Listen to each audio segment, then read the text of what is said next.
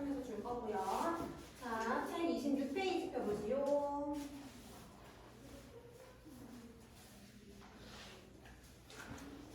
오늘 할 내용은 힘에 관한 내용. 근데 힘은 우리가 처음 시간에 조금 다뤘었는데 아마 까먹었을 것 같아서 조금 복습하고 갈게요. 자, 힘이라는 거는 어떤 물체가 있을 때 물체의 모양이나 운동 상태를 변화시키는 원인이라고 했어요.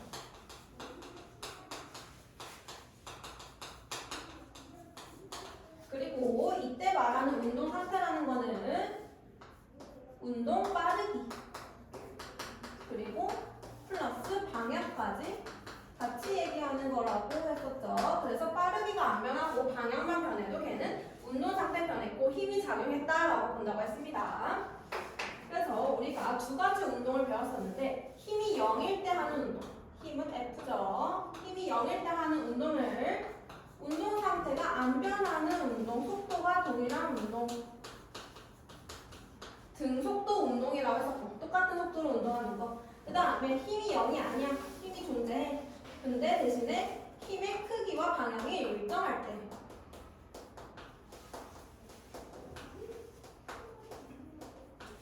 이때 하는 운동도 배웠었고 힘 때문에 속도가 변하는데 속도가 얼만큼 변하냐? 그 물리량이 가속도였어요. 힘이 일정하면은 가속도가 일정하다고 그랬고 따라서 이때 하는 운동을 등가속도 운동이라고 했어요. 그래서 똑같은 정도로 계속 빨라지거나 느려지는 운동을 등가속도 운동이라고 했습니다. 지금부터 다룰 힘은 알짜 힘을 다룰 건데 알짜 힘이라는 거는 어떤 물체에 힘이 하나만 존재하는 게 아니고 힘이 둘 이상 존재할 때 이렇게 앞에서 10N으로 누가 잡아당기고 있고 뒤에서 5N으로 밀고 있을 때 이때 이 물체에 작용하는 총 힘을 알짜 힘이라고 해요. 이때 알짜 힘은 두 개 더해주면 되겠죠. 그냥 15N. 이때 힘에 달리는 뉴턴을 사용한다라고 했습니다. 뉴턴. 그 다음에 얘는 힘의 방향이 서로 같잖아. 근데 힘의 방향이 반대일 때 누구는 오른쪽으로 10N으로 잡아당기고 누구는 왼쪽으로 5N으로 잡아당기면 이때 알짜 힘은 오른쪽에 힘이 더 크니까 오른쪽으로 5N이라고 해주면 되겠죠.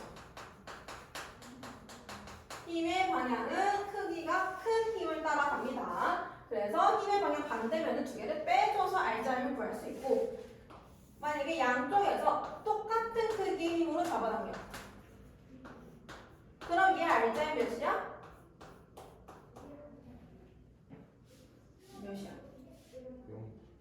0. 이럴 때는 알짜 힘이 0이기 때문에 등속도 운동한다라고 얘기를 해줘야 됩니다. 나머지는 등가속도 운동을 하고 있는 경우겠죠. 그래서 이런 식으로 힘의 크기는 같고 방향이 반대일 때 이 두 개의 힘은 평형을 이룬다. 힘의 평형 상태에 있다라고 얘기해요. 다시 힘의 평형 상태에 이루려면 조건이 필요해. 무조건 두 힘의 크기는 같고 방향은 반대다.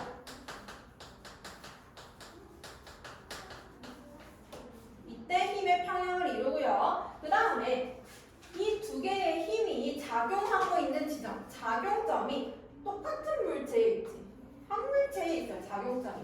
그래서 힘의 평형에 있는 두 힘은 작용점이 한 물체에 있어요.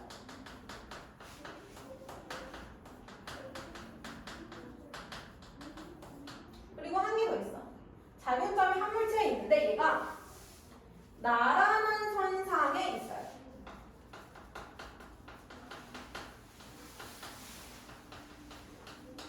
왜 그런 거냐면 만약에 물체가 이렇게 길쭉하게 생겼는데 힘의 크기는 같고 방향이 반대인 두 힘이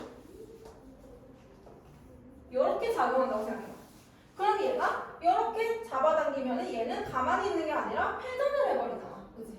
그래서 작용점이 반드시 나란한 선상에 있을 때 그때 두 힘은 평행을 이룬다라고 표현합니다. 이거를 강조하는 이유는 나중에 운동 법칙할 때 얘랑 굉장히 비슷한 애가 한 개 더 나와요. 그래서 걔랑 구분하기 위해서 잘 기억을 해주셔야 돼요. 그래서 힘에 대해서 기본적인 정보를 한번 봤고요. 오늘은 힘에 관한 법칙 세 가지를 볼 건데 힘의 단위가 뉴턴이잖아.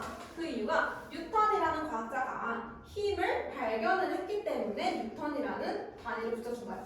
그래서 뉴턴이 발견한 법칙이 또 있어. 힘에 관한 법칙.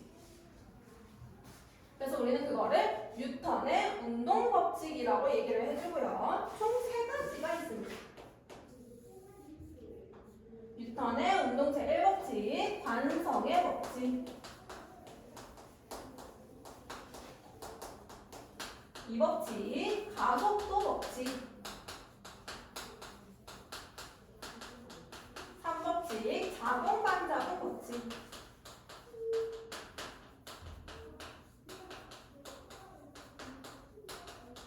아까 힘의 평형했던 거랑 비슷한 게 얘예요. 작용-반작용 법칙. 힘의 평형과 작용-반작용이 굉장히 비슷해. 그래서 걔랑 구분을 할 거고 관성이나 작용-반작용은 문제가 어렵게 안 나와. 계산하는 게 없기 때문에 그냥 개념형 문제로 나와요. 그래서 얘네 두 개는 쉬워서 얘네 중에 먼저 볼 거고 가속도 법칙은 내용은 안 어려워. 근데 문제가 좀 어려워요. 그래서 얘를 나중에 볼 겁니다. 계산하는 거 나오는 거. 첫 번째 관성의 법칙 먼저 볼게요.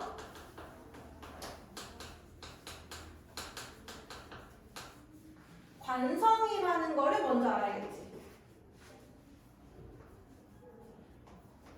모든 물체는 관성이라는 성질을 가지는데 이게 무슨 성질이냐면 그 물체가 운동을 하고 있든 정지하고 있든 현재의 상태를 변화하기 싫어해. 유지하려는 성질.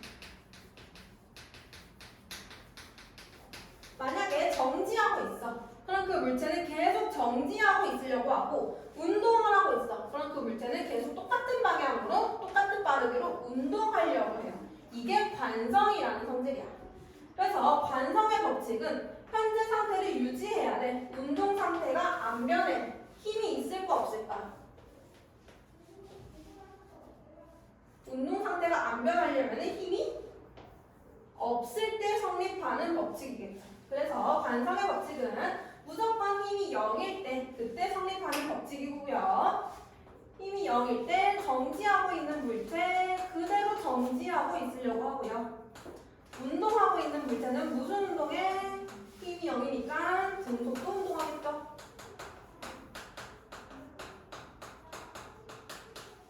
이게 바로 관성의 법칙입니다. 그래서 우리가 관성의 법칙을 실생활에서 볼 수 있는 게 바로 버스 탈 때 손잡이 이렇게 잡고 서 있을 때 만약에 내가 버스를 타고 손잡이를 잡고 계속 이렇게 가고 있어 버스가. 근데 버스가 급정거를 하는 거야. 그럼 내 몸이 앞으로 쏠리게 되죠.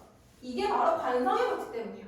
나는 계속 앞으로 가고 싶어. 근데 버스가 멈춰버렸네. 근데 나는 앞으로 가고 싶어. 그래서 몸이 앞으로 쏠리는 거야. 반대로 난 가만히 있어. 버스가 정지하고 있어.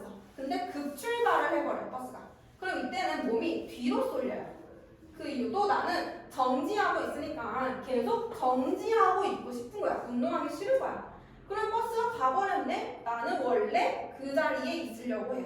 그래서 몸이 뒤쪽 원래 자리로 가려고 하는 게 바로 다 관성 때문입니다. 알겠죠? 그래서 그거 외에도 여기 보면 27페이지에 관성에 대한 여러 가지 예시가 나와 있어요. 정지관성이라는 거는 정지하고 있는 물체가 정지하려고 한다. 이게 정지관성. 운동관성이라는 거는 운동하는 물체는 계속 등속도 운동을 하려고 한다. 이게 운동관성. 그래서 정지관성은 방금 버스 얘기했고요. 그 다음에 동전 튕기는 거. 컵이 있고 내가 그 위에 종이를 올려놔. 그리고 그 위에 동전을 올려. 그리고 종이를 내가 순간적으로 톡 하고 치는 거야. 그럼 종이가 빠져나가. 근데 동전 같이 빠져나가지 않고 동전은 정지하고 있으려고 해서 그대로 그냥 컵 속에 떨어져요. 이것도 관성 때문이고요. 그 다음에 줄을 실에 매달았을 때 위에 있는 실 A, 밑에 있는 실을 B라고 해보자. 내가 이 BC를 잡고 있어. 얘를 천천히 잡아당기면은 힘을 가하게 되니까 A가 끊어져요. B는 내 손으로 잡아당기는 힘밖에 없어. 근데 A는 내 손의 힘과 추의 무게까지 달려있잖아. 그래서 A가 끊어져 버려요. 근데 얘를 갑자기 잡아당기잖아. 그러면 B가 끊어져요. 이것도 관성 때문에. 갑자기 잡아당기면은 추는 관성 때문에 얘는 정지하고 있으려고 해요. 그래서 얘는 정지하고 있고요. 대신에 B가 끊어져 버려요. 이것도 정지 관성 때문입니다. 그 외에도 운동 관성 같이 읽어보면 되고요. 그 다음에 관성의 크기. 질량이 클수록 관성이 크다. 물체가 두 개가 있는데 하나는 가벼운 물체고 하나는 무거운 물체야. 어떤 물체가 운동 상태 변화 잘 될까? 가벼운 거랑 무거운 거 중에 운동 상태 변화가 쉬운 거는 당연히 가벼운 게 잘 변하겠죠. 그래서 관성이 크다라는 얘기는 운동 상태가 잘 안 변한다라는 얘기예요. 현재 상태를 유지하려는 성질이 크다라는 얘기야. 그래서 질량이 크면요, 관성이 커서 잘 안 변해, 운동 상태가. 그 얘기를 하고 있는 겁니다. 여기까지 이해됐어요? 관성? 괜찮아? 그러면은 28페이지 문제 풀고 넘어갈게요.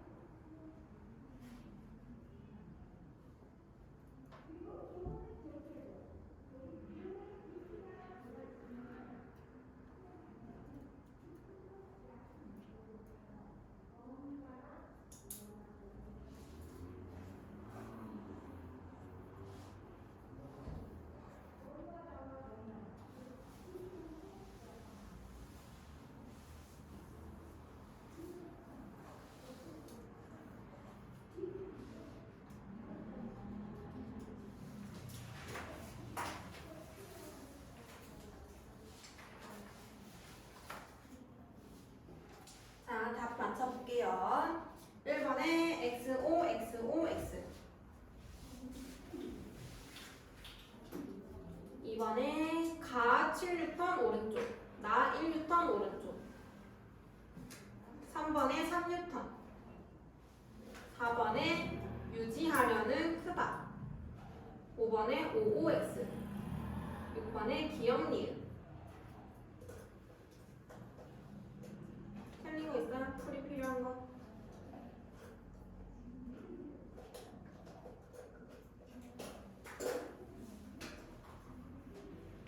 다 됐어?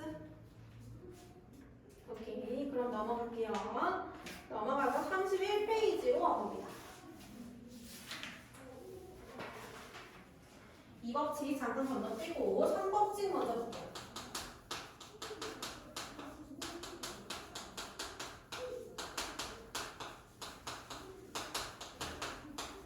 자균만장의 법칙은 뭐냐면 개념부터 말해주면은 어떤 한 물체가 다른 물체에게 힘을 가했어. 그러면은 그 다른 물체도 그 한 물체한테 똑같은 크기의 힘을 가한다라는 게 자균만장 법칙이에요. 자, 내가 내 손바닥을 이용해서 칠판을 칠 거야. 그럼 내가 칠판한테 힘을 가하는 거죠. 이렇게 치면은 내가 칠판한테 힘을 가했어. 근데 내 손이 아파요. 내 손바닥이. 왜 내 손바닥이 아파? 칠판도 내 손바닥한테 힘을 가했기 때문이야. 내가 힘을 가했지만 칠판도 나한테 똑같은 크기의 힘을 가해. 그게 바로 작용 반작용 법칙인데, 책상에 책이 한 권 놓여져 있어요. 그러면은 이 책은 질량이 있으니까 중력을 받겠지. 근데 얘는 힘을 받지만 가만히 정지하고 있어. 정지하고 있다는 얘기는 얘 알짜임이 몇이란 얘기야? 정지하고 있어. 운동 안 해. 힘이 있어 없어? 없다라는 얘기예요. 힘이 0이란 얘기. 근데 얘 중력 받고 있잖아. 그러면 중력이랑 똑같은 크기의 힘을 반대 방향으로 받고 있다는 얘기야. 책이 책상한테 힘을 가하면 책상도 책한테 힘을 똑같이 가해요. 그게 작용 반작용 법칙이에요. 그래서 두 물체가 이렇게 있을 때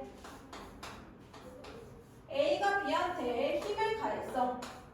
FAB만큼 힘을 가했어. 그러면 B도 똑같이 A한테 힘을 가해요. 그리고 그때 그 힘은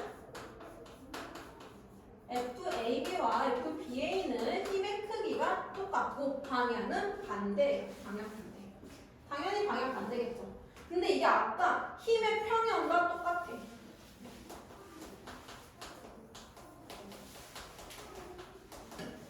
힘의 평형이랑 작용 반작용은 다른 건데 비슷해 보여. 그래서 이거 두 개를 구분하는 문제를 많이 내요. 힘의 평형 그리고 작용 반작용 둘 다 힘이 두 개고요. 그 두 힘의 크기는 같고 방향은 반대예요. 그죠? 쟤도 방향 반대고 힘의 평형도 방향 반대야. 근데 아까 힘의 평형에서 작용점이 한 물체에 있었지. 근데 작용 반작용 봐봐. A가 B한테 힘을 가했어. 그럼 이때 그 힘의 작용점은 B예요. B한테 힘을 가했으니까. B가 A한테 힘을 가해. 그럼 그때 작용점은 A야. 이때 작용점은 서로 다른 물체에 있어. 작용 반작용은 작용점이 두 개예요. 서로 다른 물체에 있어요.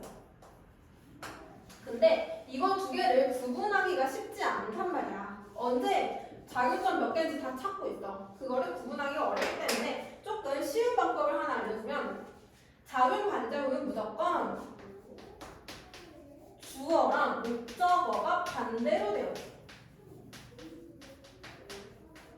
자, 내가 예를 들어볼게. 여기서 작용 반작용 찾아보면요.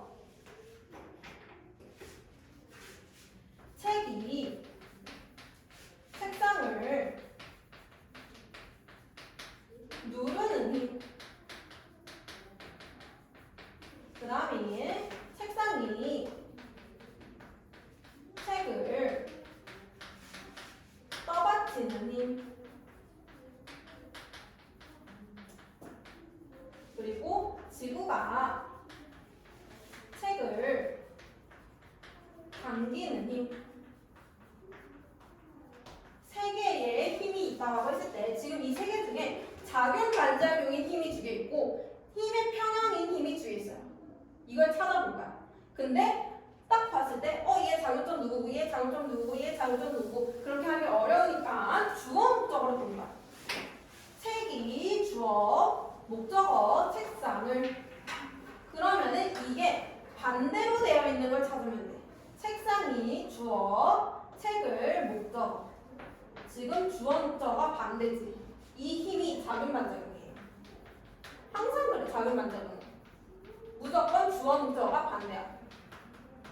그 다음에 힘의 평형을 찾을 때는 주어 목적어는 다른데 주어 목적어가 아예 달라. 반대가 아니고 아예 다른데 작용점이 똑같은 거 찾으면 돼. 지구가 책을 당기는 힘. 이때 힘의 작용점 누구? 책. 그 다음에 책상이 책을 떠받치는 힘. 이때 힘의 작용점 책. 얘네 두 개는 힘의 평형이에요.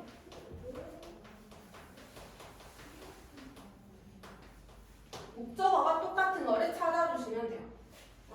그래서 작용 반작용이랑 힘의 평형 구분하는 연습 계속 할 거고요. 근데 문제에서 이렇게 쉽게 안 줘. 어떻게 주냐면 지구가 책을 당기는 힘. 얘를 똑같은 말로 책에 작용하는 중력이라고 줘요.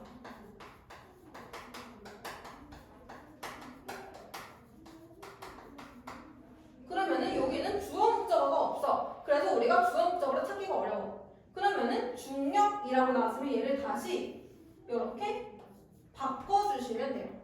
이런 식으로 이름을 가진 힘이 여러 개 있는데 중력,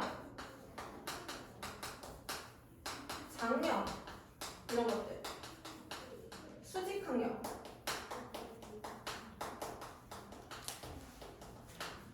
중력을 바꿀 때는 중력은 주어는 지구, 지구가 뭐뭐를 당기는 힘 이렇게 바꿔주면 돼요.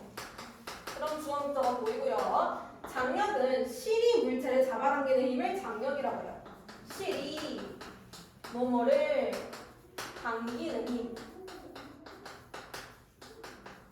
수직항력은 물체를 떠받치는 힘을 수직항력이라고 해요. 여기도 책상이 책을 떠받치고 있죠. 이거를 수직항력이라고 해요.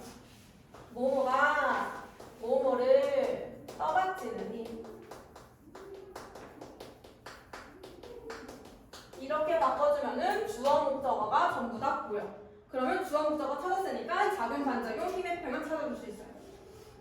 그래서 이름 가진 힘들은 주어 목적어로 따로 바꿔서 푸셔야 되고요. 그 다음에 여기서 중요한 게 장력이야.